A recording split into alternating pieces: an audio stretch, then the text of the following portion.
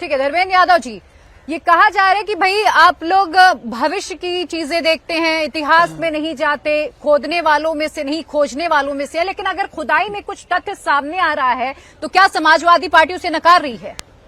Priya ji, Bharatiya Janata party झूठ की बुनियाद पे चलती है, इसमें कोई दो राय नहीं है। अगर एक सूबे के मुख्यमंत्री झूठ बोल रहे हैं, उसके साथ साथ भारतीय जनता पार्टी के प्रवक्ता भी झूठ बोल रहे हैं, तो उसमें कोई दो बड़ी बात नहीं हो सकती है। 1978 में संभल में दंगा हुआ था, ये बात पूरा देश जानता है। और एक रिसर्च मैंने पढ़ी थी, और वो रिसर्च है institute of peace and studies का, जिसमें ये दावा किया गया था कि उस दंगे के दौरान 23 हिंदू और 2 मुस्लिम की मौत हुई थी। और भारतीय जनता पार्टी की पूरी टीम, चाहे योगी आदित्यनाथ का नाम ले ले, चाहे हम शिवम त्यागी का नाम ले ले, 213 का आंकड़ा बता रहे हैं। तो इससे ये पता चलता है कि भारतीय जनता पार्टी, हाँ, अब भारतीय जनता पार्टी की जो हिंसक मानसिकता है वो ये है कि देश के अंदर जो चीजें छोटी हुई उसे बड़ा बना के दिखाया जाए और उसका पॉलिटिकल माइलेज लिया जाए। ये सामाजिक सौहार्द बिगाड़ कर भारतीय जनता पार्टी अगर राजनीतिक फायदे की बात करती है तो ये सरासर गलत है। ये भारतीय जनता पार्टी को नहीं करना चाहिए। दूसरी बात 10 सेकंड और, विष्णु शरण जो रस्तोगी हैं वही संभल के रहने वाले हैं, जिनके कब्जे में उसकी मंदिर की चाबी है। उन्होंने बिल्कुल स्पष्ट कहा है कि मंदिर पर किसी ने ना तो अतिक्रमण किया, ना हमें किसी ने भगाया, ना किसी ने मंदिर पर ताला बंद किया। हमने मंदिर पर ताला बंद किया और चाबी उनके पास है। अब उनके पास कोई पुजारी नहीं था पूजा करने के लिए, इसलिए वहां से चले गए। मैं शिवम जी की बात को वहाँ जो पलायन हिंदुओं ने किया 1978 के बाद, तो क्या आप उसे नकार रहे हैं?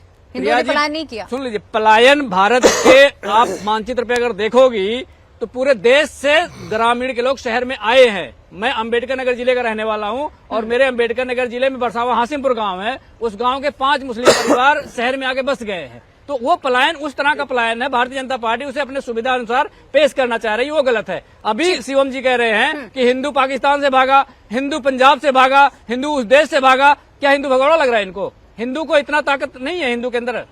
शिवम के नजरों में हिंदू कमजोर है। तो ये भारतीय जनता पार्टी अपना एक राजनीतिक नैरेटिव सेट करना चाहती है और उसमें हिंदू का भगोड़ा भी बोलने में कोई गुरेज नहीं कर रही है। शिवम जल्दी से एक लाइन बोले, फिर मुझे मलूक नागर। हिंदू ताकतवर था, है और रहेगा, लेकिन हिंदुओं के भेष में, हिंदुओं में रहते हुए, हिंदुओं की वोट लेते हुए और भगवान श्री कृष्ण का वंशज कहलाते हुए कुछ लोग इस तरीके से तुष्टीकरण में घुस जाते हैं कि उनको और कुछ दिखाई नहीं देता, तो कमजोर अपने आप ही हो जाएगा।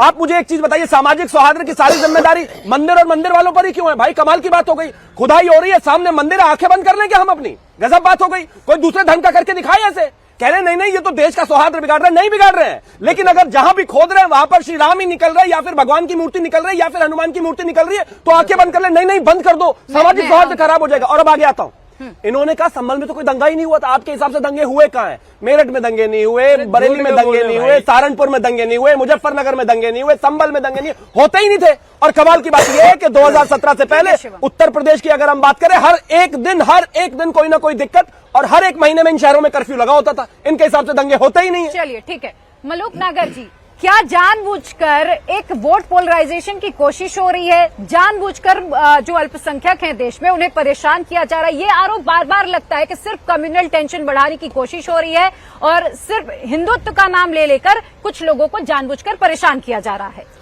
देखिए, ये देश संविधान से चलता है और बाबा साहब अम्बेडकर जी ने जो संविधान लिखा, अगर किसी भी जाति और धर्म के साथ अन्याय होता है तो वो एकदम गलत है। अगर कहीं पे मुसलमानों के भी खिलाफ जाति होती है और अन्याय होता है, वो भी गलत है। और अगर हिंदुओं के साथ भी कहीं जाति और अन्याय होता है, वो भी गलत है। मुझे तो ताज्जुब होता है और अचंभा होता है, सो कॉल्ड इंडिया गठबंधन की सबसे बड़ी पार्टी कांग्रेस अगर इस पे आके जब चुनाव होते हैं, जब तो मंदिरों में जाते हैं, जज्जोपोवित पहनते हैं। अब प्रियंका गांधी जी और राहुल गांधी जी क्यों नहीं बोल रहे हैं कि जो ये मंदिर 50-50, 60-60, 40-40 साल से बंद पड़े हैं, इन पे उनकी क्या नीति है, अपनी स्पष्ट करें, जवाब दें जनता के सामने आके कि वो सेकुलर हैं या इनको इतनी समझ ही नहीं है कि कुछ भी कोई कह दे उसकी खिलाफत करनी है। अगर मंदिर के बारे में शिवम त्यागी जी ने कह दिया, इतने लोग मरे, उसके बारे में कह दिया, इसकी भी सो कॉल्ड इंडिया गठबंधन के एलाइज पार्टनर यहाँ पे विरोध कर रहे हैं। अरे क्या बोल रहे हो, क्या नहीं बोल रहे हो? देश देख रहा है, आने वाले समय में क्या करोगे?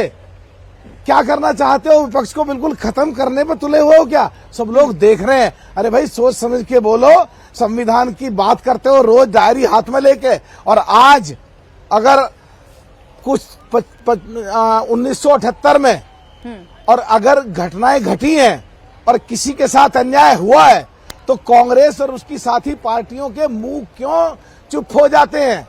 या अगर कहीं बात होती है बांग्लादेश की और वह हिंदुओं की बात आए तो इन्हें सांप क्यों सूंघ जाता है? वहां क्यों नहीं आके उठाएंगे? कहेंगे सरकार की वो है जी, सरकार को करनी। अरे सरकार अपने स्तर पे काम कर रही है वहां, और आने वाले समय में सब पता लगेगा। पर तुम क्या बात कर रहे हो? एक ही तरफ की केवल बात लेकर के चल रहे हो। कहाँ तुम सेकुलर हो? कहाँ कांग्रेस और उसकी पार्टी साथी ढिंडोरा पीटते हो? सेकुलर तुम हो कहाँ? तुम तो पता नहीं क्या नाश करने में तुले हो, एक ही तरफ जा खड़े हो जाते हो। मेरे हिसाब से ठीक नहीं है, और इनको समझ आनी चाहिए और आने वाले समय में इन्हें पेश करना चाहिए सेकुलरिज्म क्या है। और प्रियंका गांधी और राहुल गांधी जी से मैं मांग करता हूं कि संबल के मंदिर जो बंद पड़े थे 46-50 साल से, उनके बारे में वो क्या कहते हैं, ऐसे ही कूद के बाहर आए और अपनी साफ स्पष्ट करें अपनी सोच को और अपना स्टेटमेंट दें कि उनकी क्या स्टेटमेंट है संबल के इन मंदिरों के बारे में।